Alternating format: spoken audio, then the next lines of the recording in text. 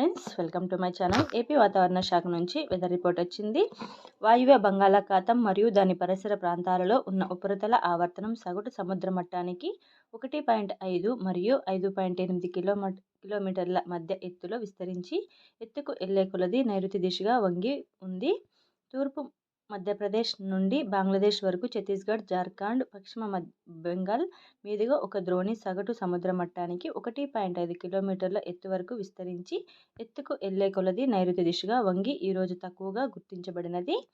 ఆంధ్రప్రదేశ్ మరియు యానంలో దిగువ ట్రోపో ఆవరణంలో నైరుతి గాలులు వీస్తున్నాయి.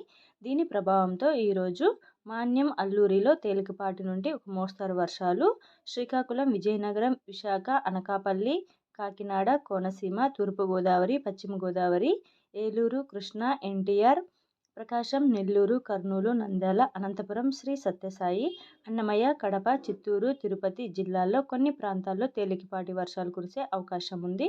Thank you friends.